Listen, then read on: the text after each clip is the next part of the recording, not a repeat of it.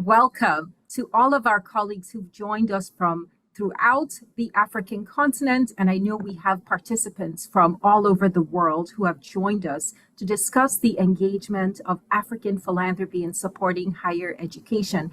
This is a very timely topic. And as you all know, we are very interested in how we can strengthen African higher educational institutions, both the public and the private ones. My name is Dr. Una Osili. I am the Associate Dean for Research and International Programs at the Indiana University Lilly Family School of Philanthropy. Since 2022, the Lilly Family School has been studying how philanthropy influences the higher education landscape in the United States as well as around the world through our Higher Education Philanthropy Initiative, which looks at specifically how higher education is being supported by philanthropy around the world in the United States, but also on the continent of Africa. As an extension of that work, the Carnegie Corporation funded the school to convene experts from Sub-Saharan Africa to examine the potential that private philanthropy has to really unlock the power of African higher education and to bolster the higher education landscape. We have really had an exciting opportunity in front of us to launch this effort as a side event at the Wings Forum. Some of you may have attended last year in Nairobi. It was really one of the first events of its kind this past year. And today we are very excited also to announce the first of two webinars, which we will engage experts and participants from around the world to discuss this very timely topic. I am really delighted and honored this morning, this afternoon, this evening, wherever you're calling in from, to actually announce the group that will be speaking today on philanthropy, higher education, and Africa. We are pleased that we have our dear colleague and a dear friend, as well as a leading voice in African philanthropy, Dr. Becky Moyo. He is the director of the African Philanthropy and Social Investment Center and an adjunct professor at the University of the Wits Business School. He'll be serving as the moderator of today's panel. In addition, we are really pleased with the range of participants, a wide array of participants that are joining us today from more than 16 different countries, including 13 different African nations. So we're really looking forward to this discussion. Before we start the panel, I also wanted to present, or at least start our discussion with a presentation of a literature review on a white paper conducted by Dr. Emmanuel Kumi, a research fellow at the Center for Social Policy Studies at the University of Ghana. Dr. Kumi's extensive background in international development and his expertise in politics, the politics of development, philanthropy, volunteerism, civil society advocacy, and activism has made him a leading voice on this topic, and he will be summarizing the key findings from his literature review on African philanthropy with a focus on higher education, which will be featured in our white paper. We hope that Dr. Kumi's findings will spur a very vigorous discussion among the panelists, a lively debate, and will also generate some questions and insights from the audience, which throughout the webinar, you can submit your questions, your comments, your ideas through the Q&A feature of the Zoom link. Without further ado, I'd like to turn the Zoom floor over to our colleague, Dr. Kumi from the University of Ghana, to present his work. And you will hear from Dr. Moyo after Dr. Kumi. Hi, everyone.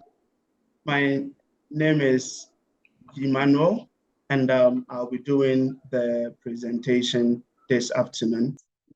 With this research work, I did it using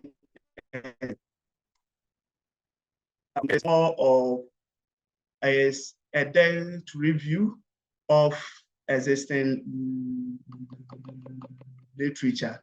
So in terms of how I'll do the presentation is what I have shown on my screen. So as a way of an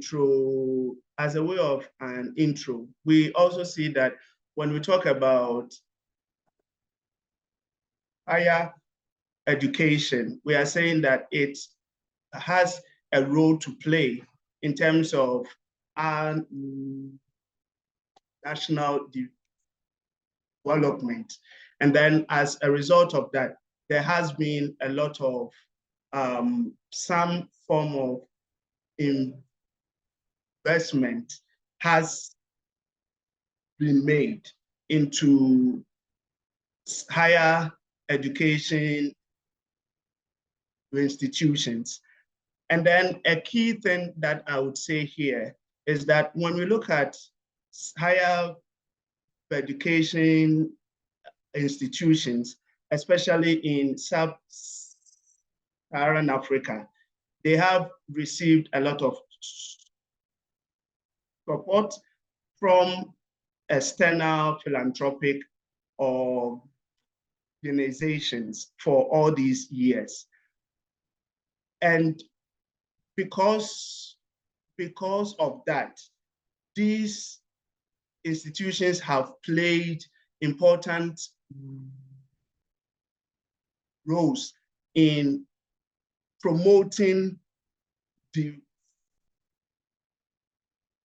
they've played an important role in the promotion of development. But then also a key part of this whole thing is that most of these institutions are even also faced with significant funding gaps, and that has also had implications on the organizational sustainability of these institutions. But then we see that for the past few years, or even I would say that for the past decades, we've seen that there is an emergence of what we call African philanthropy that has also had a significant impact in the way we fund some of these organizations. But then when we look at the literature, we do not have much information on how some African-based philanthropic organizations have been directly involved in the way we fund higher education institutions. And as a result of that, we see that there is a gap in terms of knowledge on what role these organizations have when it comes to the way we fund higher education institutions. And it's in view of this why we decided to do this research work. So as I said first, for this work is based on a dense review of the existing literature that we have on the relationship between what we call African philanthropy and higher education. So everything that I'm presenting here is based on a dense review work that I was able to do over a 4-month period. So I would move on straight to some of the key things that came out of my review. So if we talk about this whole thing that we called philanthropy, we are saying that philanthropy in Africa is not new because it has been part of what we as a people do. We give help to people who are directly in need. So when we talk about the whole idea of philanthropy, it is not new. But then the issue is, how do we know that this is an African philanthropy? Because it has different meanings to different people. However, we also see that if we talk about philanthropy in Africa, we are looking at how are we able to use, in terms of our own resources, that will help us in terms of our national development. So here we are interested in the way we use our own resources for our own forms of development. And then I would even also say that if we talk about African philanthropy, we are saying that we see it in how individuals show some form of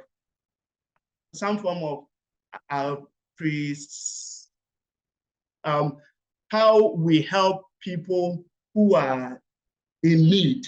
We come to help them. It is an important part of the way we show that we are engaging in African philanthropy.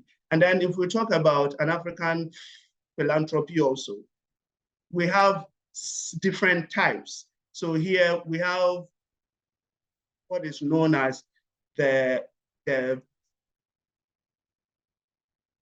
vertical, and then also we have what is called horizontal forms of African philanthropy. And then also we have a hybrid type that also takes into account both the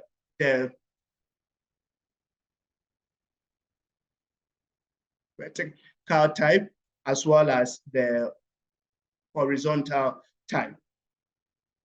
So when we also look at the discussion on HEIs in Sub-Saharan Africa, we see that, first of all, in different African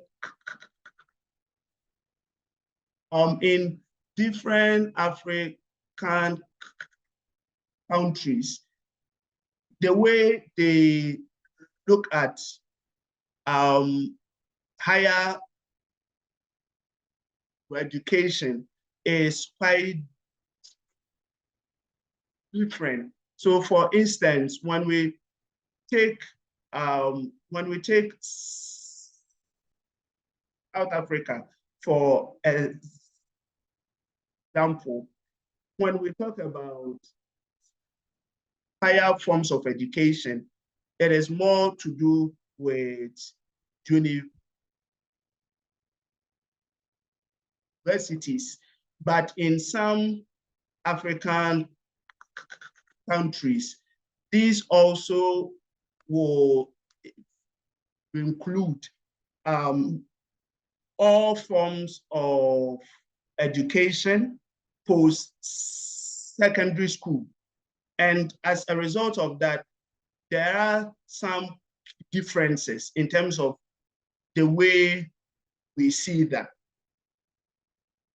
But then also, when we look at the past few years, we have seen that these higher education institutions, there has been a significant, there has been a significant growth in terms of their numbers.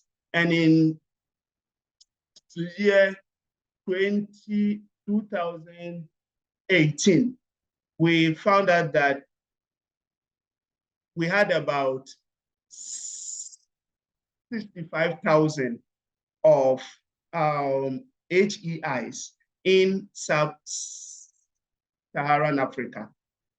But then also a key thing is that you don't get much information about these different types of institutions. And as a result of that, it serves as a very key literature gap that we actually need to fill. And then when we look at the HEI landscape, especially in Sub-Saharan Africa, we see that it is often dominated by private institutions.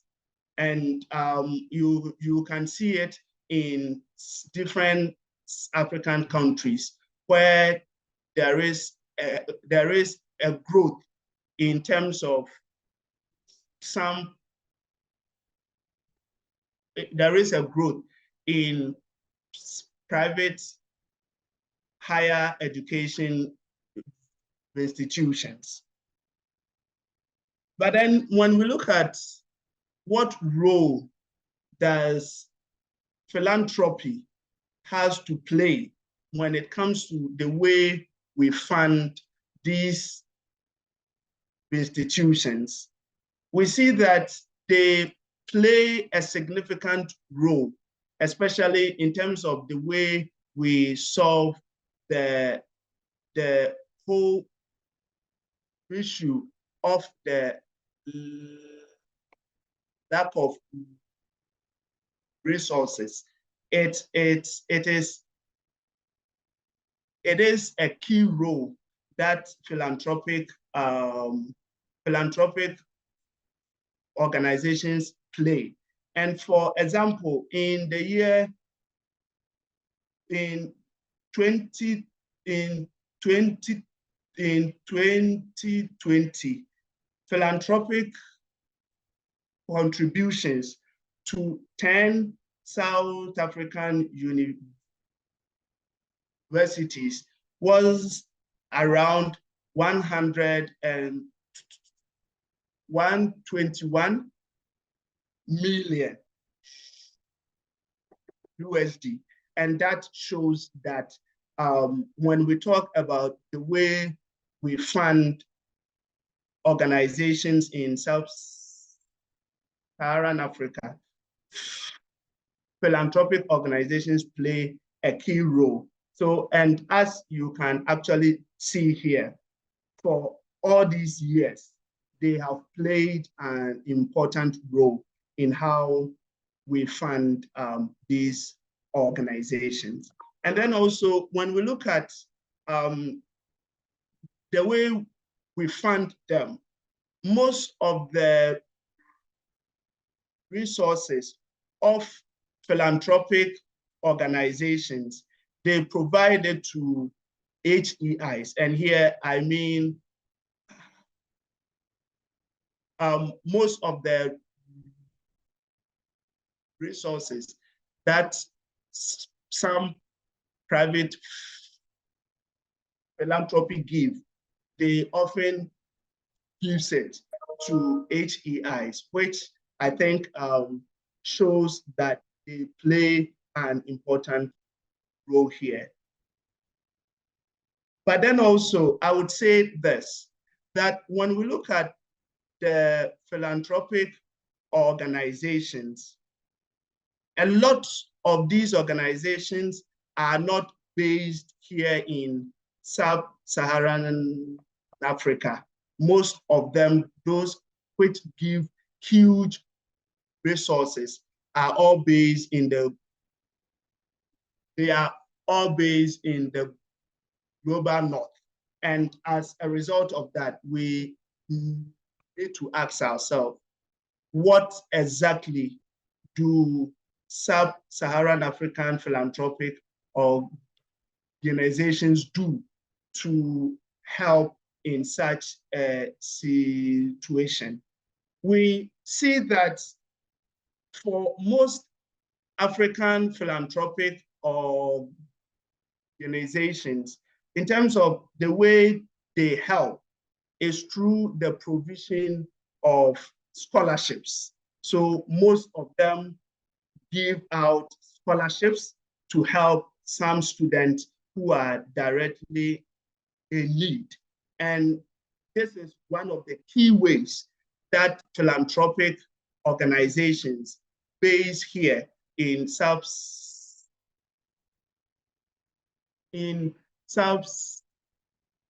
Africa, they often give to help higher education. And then also, I found out that most of these philanthropic organizations or these philanthropic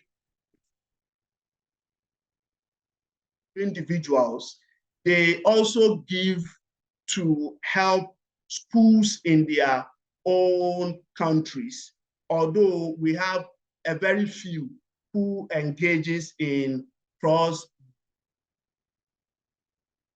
giving, but a lot of them often give to institutions which are based in their own individual countries. So for that, we need to think about it. How are we able to ensure that these people are able to also give to help HEIs in different African countries? And then also, a key part that I found in my research work was the role played by old students. So here we are looking at old students who come in to help in terms of the way they are able to help their institutions. And I found out that most of the old students in Sub-Saharan Africa we call them, most of these people are not so rich, I would say. And as a result of that, in terms of the way they give to their schools, it is a bit limited in a way. And this is also as a result of their past student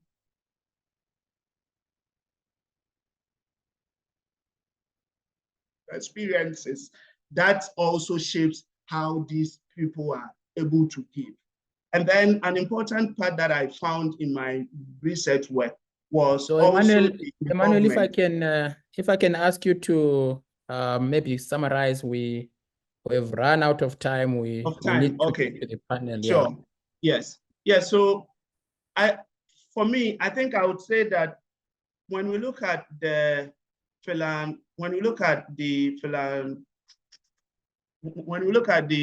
philanthropic landscape, I would say that it plays an important role, especially in terms of things like the way they provide schools with some form of endowment.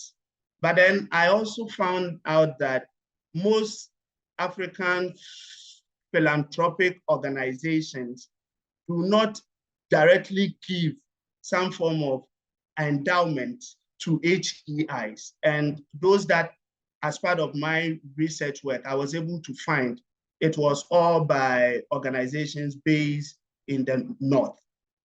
And then I think an important issue that came out of my research work is on how the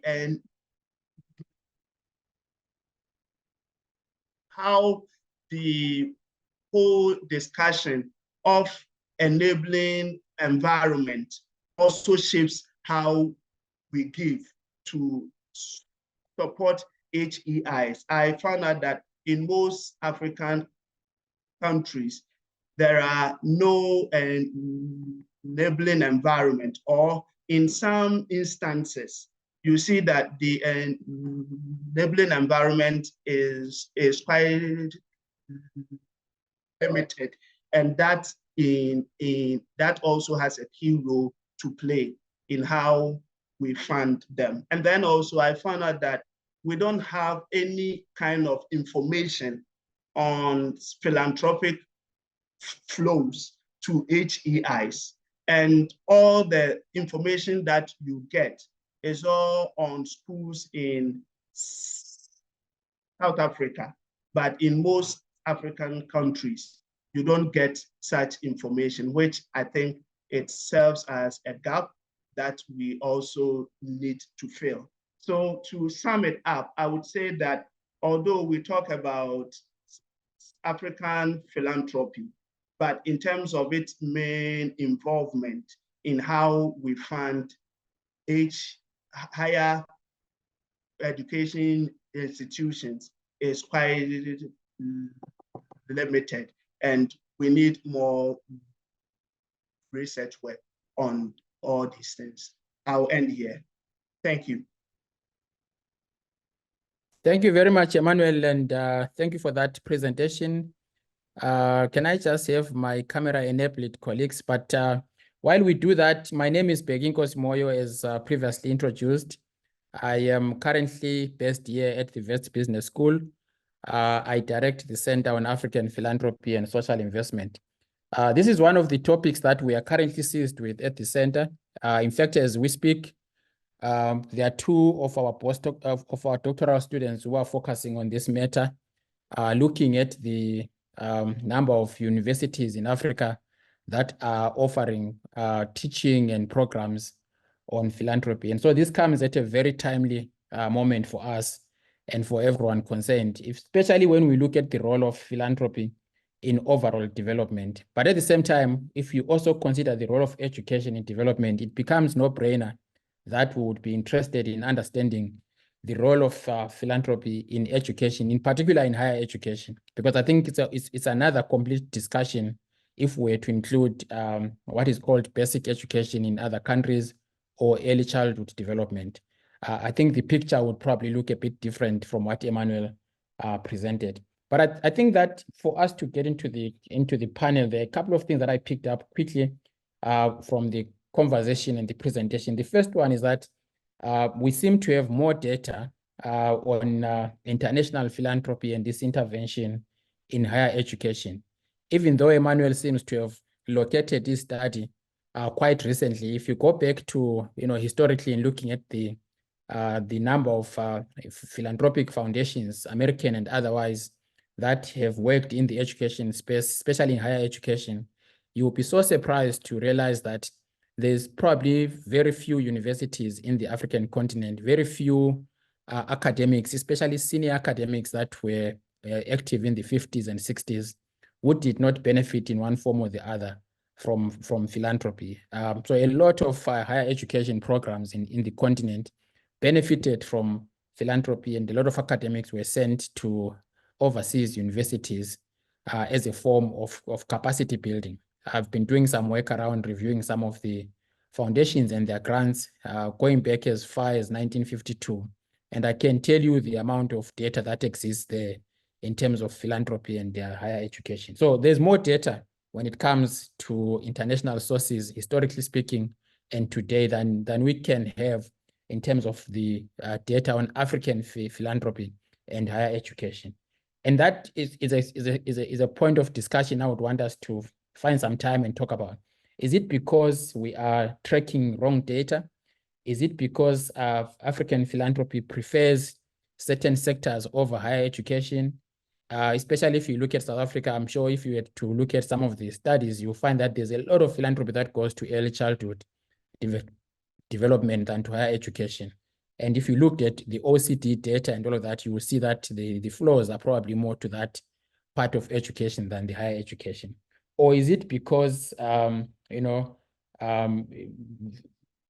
African philanthropy frames issues differently without calling it higher education? It could approach it from research, from etc. So I think there's a question there to discuss around the type of data that we are looking for and how it is presented. But quite clearly, as you could see from the presentation, we do actually have an intervention in Africa by African forms of philanthropy, whether it's corporate, it's alumni, it's individual giving. I think it is the extent to which that is tracked, the amounts, the volumes, and potentially the trends that we should be looking at.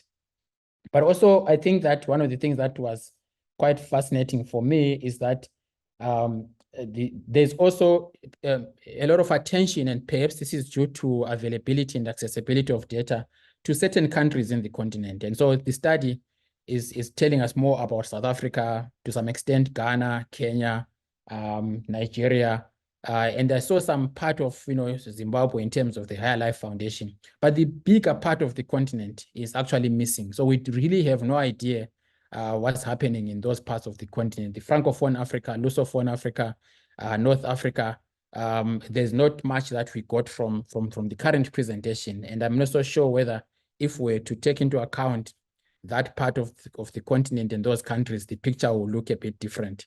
That's another study to be thought about and to be done as we go forward. But I think, because of the availability of data, we can really begin to see the story emerging in some of those countries, and partly because of their economic, performances, but also because of the presence and dominance of philanthropy in those countries. So having said that, I think I would want to turn to the panelists and just have a quick conversation with everyone. We are really out of time, but I want to welcome Ebenezer Bachman, who is the Chief of Staff to the President and Director of the University of Ashesi University in Ghana. Welcome, Ebenezer. I also want to welcome Professor Beverly Theva, who is a Professor Emeritus at the University of the Western Cape. Welcome, Prof. Let's start, with this maybe broad conversation, but we'll try and limit it because of time. And this is to all the panelists, including Emmanuel, if you want to respond. So the first one is that higher education and this availability for all in Africa has been an ever-increasing focal point in ensuring the competitiveness of its graduates, both nationally and globally. What are the three primary needs of higher education in Africa that can be addressed by African philanthropy? So let's start with you, Ebenezer, and then we go straight to Professor Beverly. If you could just give us three areas of needs that you think African philanthropy should focus on. So thanks a lot, Becky. I think for me, and from where we sit at Ashesi, perhaps I'll start from really helping build the teaching resource for universities, helping understand how do we grow and develop more faculty, the people who are working with students, and really building the research capacity of universities. So Becky, you rightly mentioned we need to do more research in a whole lot of areas across the continent. Being able to build that strength would be helpful. I think there's also not too different from other parts of the world, but trying to figure out how to really increase access, and not just access, but access to quality education. And so what are the steps we need to do to reduce the tuition burden on students and families?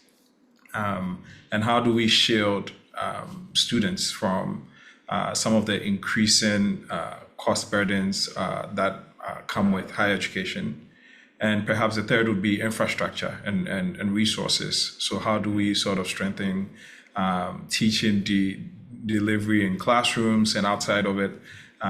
What sort of plant infrastructure do we need to have to make sure that we're able to really provide high quality education to students?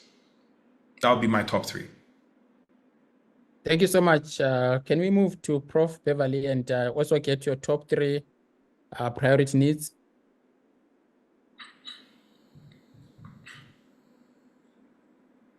Please unmute yourself, Prof. You're still muted.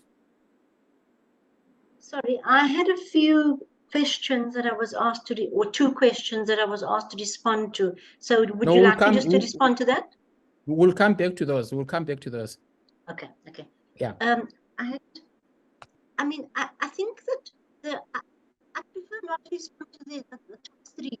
I think the big question for me at the moment is really, Becky, the kind of issue you raised around what is defined as philanthropy and how we look at the continent of Africa in order to gather data, because I think that for me is quite a crucial aspect of how one moves forward, because we cannot move forward using the same instruments that are currently being used by philanthropy globally, which is enhancing inequality. And I'll come back to that when I do my presentation. Thank you. Thank you so much. And then, of course, the second big question that I would want to get your views on, and then I'll come back to Emmanuel as well, is around, advancement in different higher institutions of learning, and in other places we would call it fundraising offices. And in some institutions, they call it advancement sector. So what do you think the higher education institutions, when it comes to the advancement sector, need in order to develop and keep up with the fundraising requirements and needs from both public and private sources for universities that you are in, and in some cases it will be both for public and private universities? So we can start with you, Prof, and then go to Ebenezer. Well, I think that the concept of advancement is a concept that is based in the North, and it characterizes particular institutions that have been well endowed and that are able to garner resources so that they can fundraise in an efficient way. But when one looks at institutions where the term is called fundraising, then it's basically those institutions that are historically disadvantaged and that are therefore unable to garner and glean funding from philanthropy. So I think that within the continent of Africa, it would be useful to look at how, philanthropy is differentiated, right? And how the systems in Africa, higher education systems, are differentiated as well, so that there can be a collective type of leverage which can start to advance and level some of the playing fields that at the moment is extremely unequal. So I would be pushing for a kind of research agenda that enables us to look at it in a much more open, critical, equitable, and socially just manner, rather than it only coming from the North in terms of, the greenback. And I think one has to, I think we also, I think at the same time, we want to acknowledge the kindness and the gratitude. And I think you were correct Becky, when you started out by saying that a lot of us, and I want to include myself here, coming from the so-called colored population, I am a product of altruism from my first degree right through to my postgraduate. It has been the altruism and kindness of the North. But it doesn't mean that we can't open it up to some form of critique. And the second point, which I will just make now, and I won't repeat it again, is that the notion of endowment is operating at particular universities. So the shape of that university And the profile of that university determines the size of the endowment. And in certain instances, I'm afraid to say, the destination of the endowment. So let me leave it at that. Thank you. Thank you so much, Prof. And I would also add that I think when we talk about the endowment in the higher education space in Africa, it's something that we should interrogate even more deeply, because if you take the context here in South Africa, where there was a whole movement on the fees must fall, etc., etc. On the one hand, if you had an endowment, it would probably easily deal with that. But on the other, depending on the type of an endowment that the university would have gone with, so if it is a restricted endowment, then it becomes problematic, because you, on the one hand, you've got all these needs that students want to be attended to, but you've got all this huge amount of money locked out somewhere in the form of an endowment. And I think that when you look at universities, especially in Africa, very few of them have endowments, and partly it's due to the fact that endowments are restricted in format and by nature, and yet there are needs that need to be met at the moment. And I think we need to think about how to balance that. Even some of the top universities, we will find that they would have so much money in maybe investable accounts, but not necessarily in an endowment. And let me come to you, Ebenezer. You actually are serving at a private university, if I may wish to say so, but also you are in the fundraising space, communications, stakeholder relations. You deal with all these issues that Emmanuel was presenting on, alumni, etc.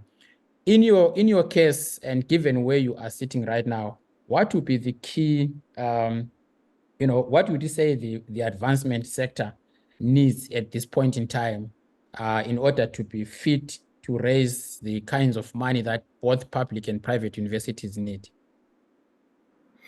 Well, I think I'd like to touch on something that Emmanuel mentioned during his presentation around university alumni.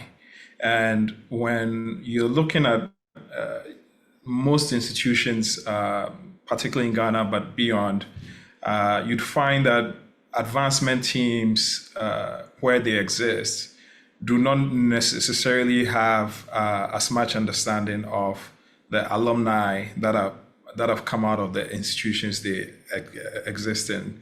But nonetheless, if universities, Emmanuel had mentioned that, in the short term or near term, alumni may not necessarily be your go-to for significant fundraising.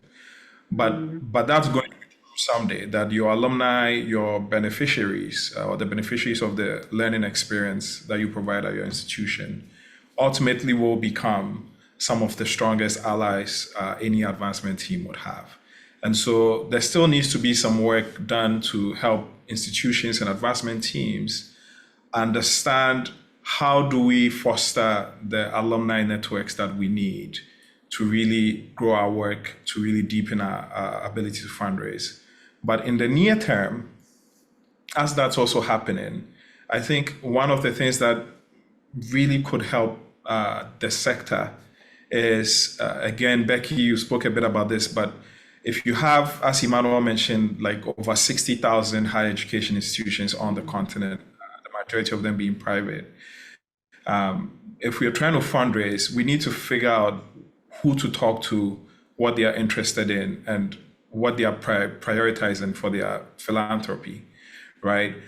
Because what we have, unfortunately, on this side of the world is there's a lot of headlines around a few philanthropists, a few corporate foundations that are doing a significant amount of fundraising. But if all 60,000 institutions are talking to the same group of people, it becomes very difficult to see any traction because it's just eventually just going to be consolidated around just a few institutions that Beverly mentioned have some sort of pedigree or resources that enable them to draw in.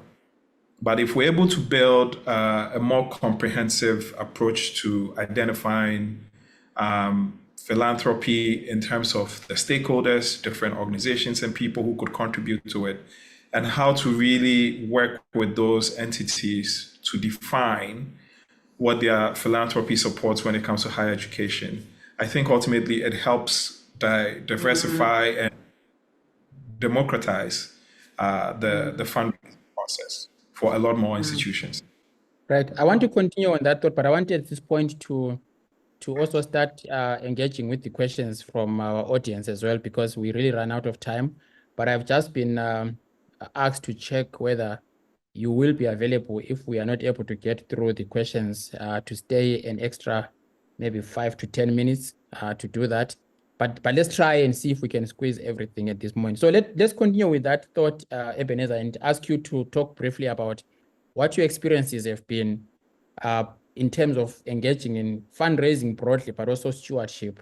What have been the differences between engaging African sources of funding and global sources of funding? So this one is a trickier one for me, because I think I don't think this is necessarily a universal experience for fundraising teams. And so I'm speaking in the context of our work at Ashesi and what we've seen.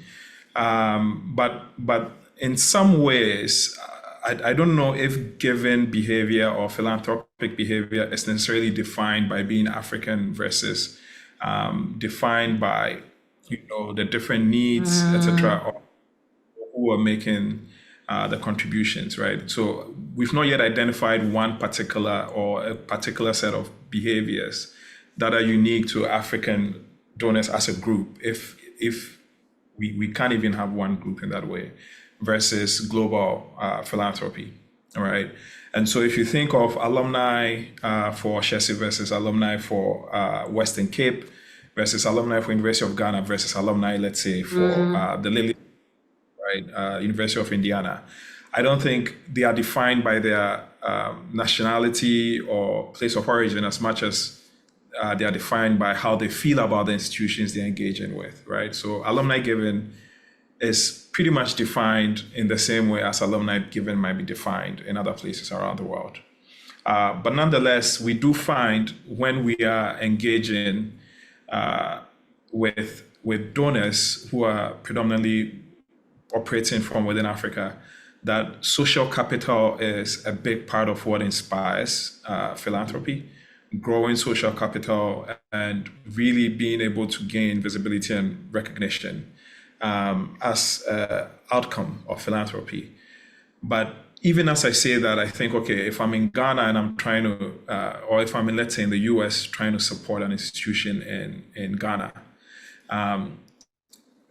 perhaps social capital might not be the driving factor, because if that was the motivation, there are more immediate institutions within my context that enable that. So maybe a part of it is also really, if I'm given to an institution that's in some ways far removed from me, then I must really identify with the mission of that institution, versus if I'm in Ghana and I'm given to a place like Ashesi University, I recognize that that also helps improve my social capital. But really being able to help donors situate themselves not only in the institution, but in the recognition of the impact of the institution, we find encourages people to really participate, support, and engage with the advancement teams within the university. But I'd want to see what my colleague panelists also think about that. Right. Thank you so much, Ebenezer. Let's move to Prof. Beverly. You've been doing this report in South Africa that surveys philanthropy in higher education. In your case, what are the trends that you have picked in terms of leveraging philanthropy by public universities in South Africa? And in your response, are you able to shed some light on, how much of that is leveraged from South Africa, from Africa, and from global sources? Thank you. Thank you very much, Becky. Just to follow on Ebenezer, I think, Ebenezer, that I found your point about the behavior of alumni quite interesting. I just needed to send a word of caution that, when the system defines an institution in a particular way, the behavior of the alumni follows. Correct. So, yeah, that is the one point I wanted to make. The second point is that in your your work on Africa, you know, if one is taking 54 countries as nation states, right, in Africa, more or less, about 54 nation states, then, and you're looking at it, you're disaggregating it in terms of public and private. I think we must be quite cautious not to use the Western concept of public and private. Because private in the Western concept in the North is well endowed.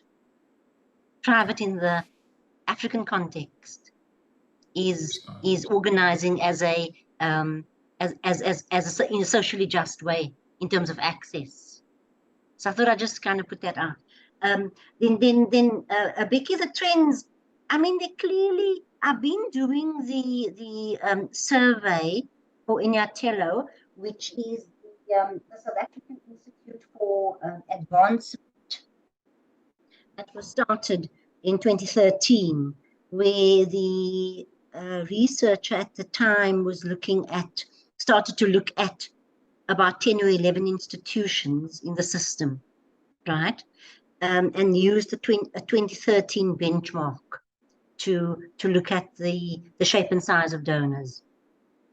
And so along with Mark Abrams, we've been doing it for the past 3 years. So I've only really been involved. I must be, you know, I want to just clear that ground, so, you know, for the last 3 years in the survey.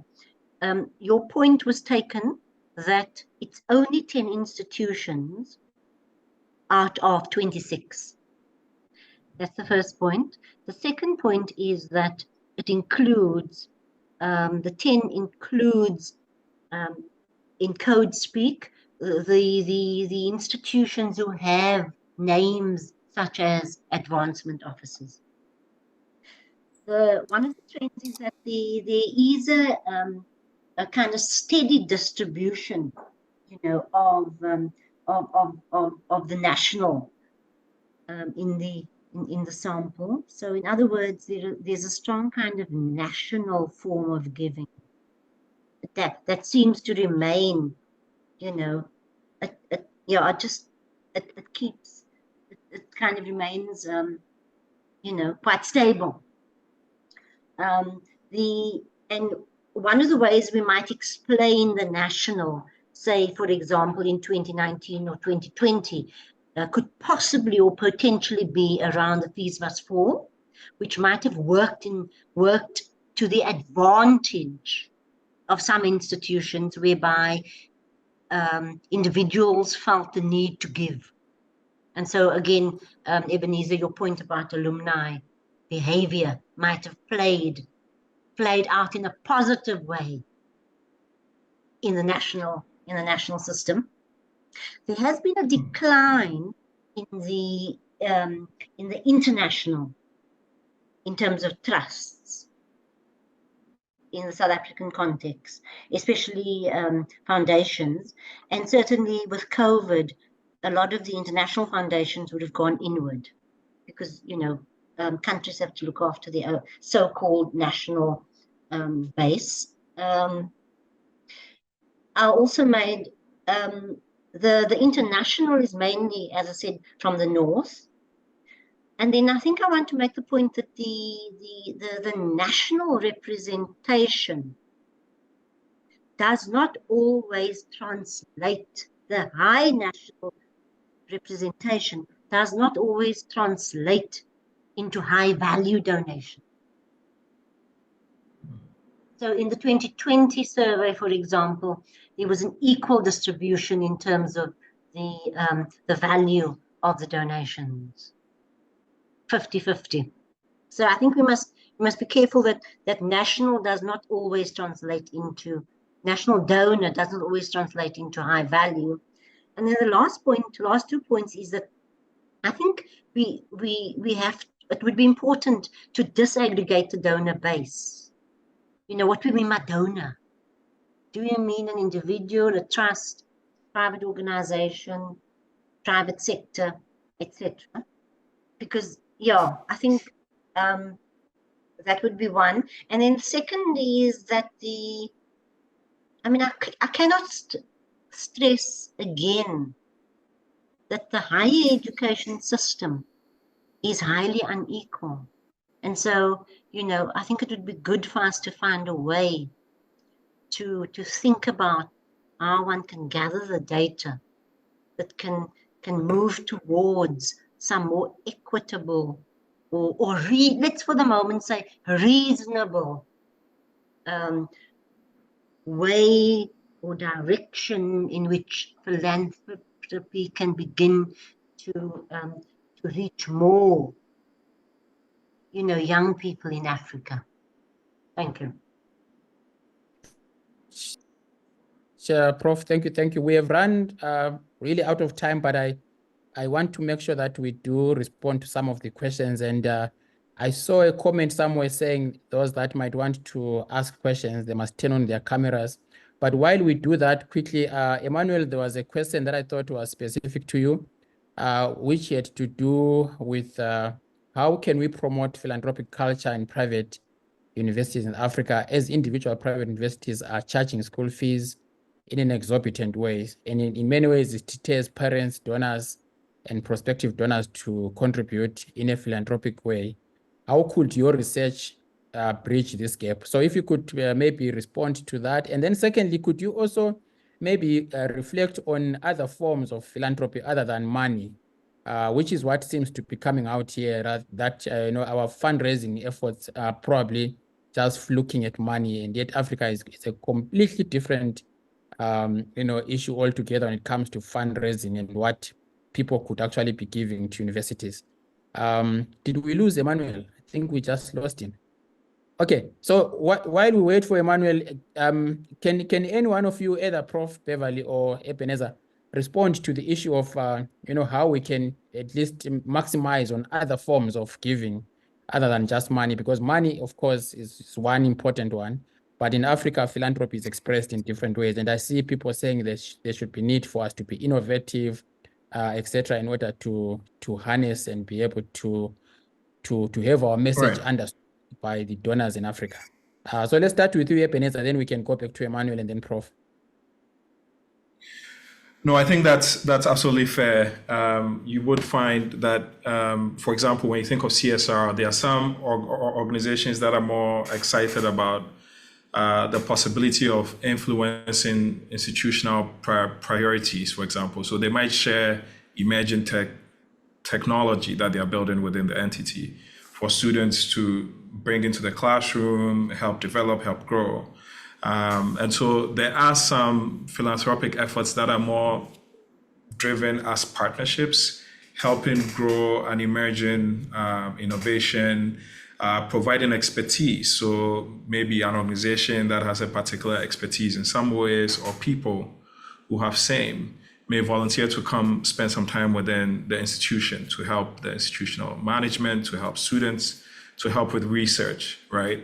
And so there is some philanthropy in that aspect that is non-cash, but still contributes to the growth of higher education and teaching and learning within the continent.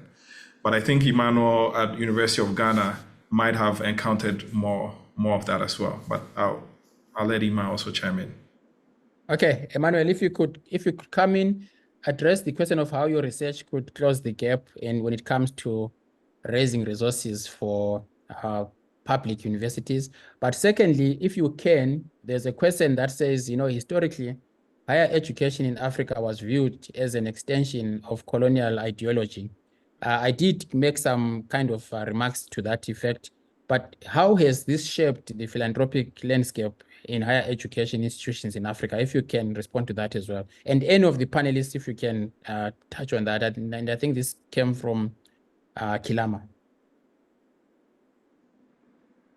Yes, so from my side, I think when we talk about this issue of research, I think it also plays a significant role, because I think from the review that I did, a key thing that came out was that we had some form of limited form of information on that. And I think, for instance, if in terms of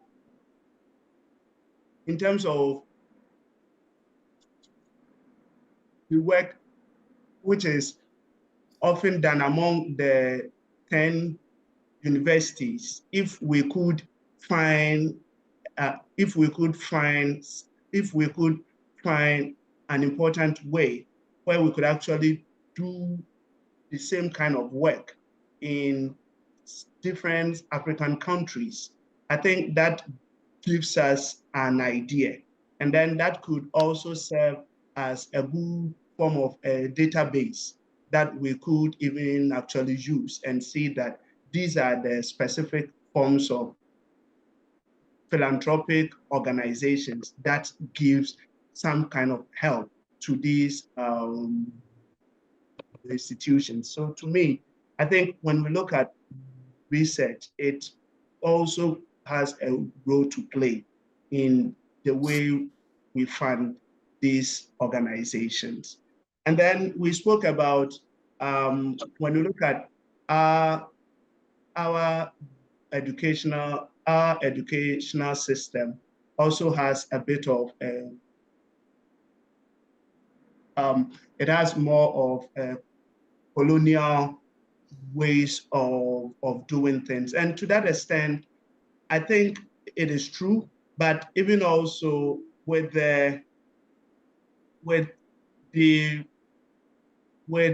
if we also look at in terms of the role that we as Africans, and then also even as African philanthropists, we could also shape it. We could play an important role here, especially with regards to how we share some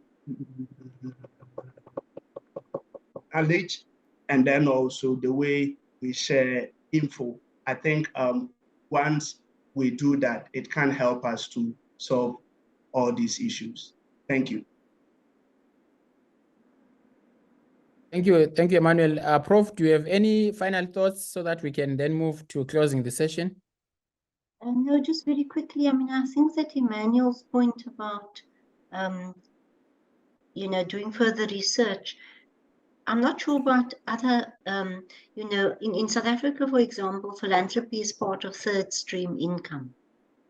So it's a stream of income that one has to work with quite carefully and cautiously, because it is dependent on the kindness and altruism. So that's the one point. And then the second point is that they could also be giving in the form of industry-based partnerships, because nations need to be upskilled. But of course, that upskilling is happening in the context of a brain drain. Lastly, I mean, the question is spot on. I mean, Africa has suffered the fate of conquest. So one needs to think about philanthropy in quite different ways. And I'm wondering now, just as I'm listening, whether one shouldn't be talking to so-called African philanthropists and get them, get them into a round table and ask these questions as a way of moving forward, because they might be giving for very different reasons. But, so, I mean, that would just be one, we're thinking of philanthropy only in terms of high net worth individuals, but there might be a whole lot of other information and data that we don't have. So it's an exciting and important project. And thank you very much for enabling me to be a panel. Thank you so much, Emmanuel, Ebenezer, Beverly, for this panel. We can't really have enough time to discuss everything. In fact, as I was just looking and following through the comments, each of the talking points that we have raised, whether it's alumni giving, advancements, endowments, corporates, individual foundations, etc., is actually a topic on its own that could go on and on. There are so many nuances, and I think we have just touched and scratched the surface. There's still more that needs to be done. And unfortunately, we are not able to cover everything today. I would therefore want to hand over at this point in time back to Professor Una Osili, to make the final remarks and close the webinar. Prof, over to you. First of all, I just want to say thank you. Thank you to our distinguished panelists. Thank you to Professor Becky Moyo, but also thanks to the audience, the colleagues who've joined us from all around the world. As I reviewed the comments and the questions, I do agree that there's so much that we need to still delve into. I want to pull on some threads that have already been covered.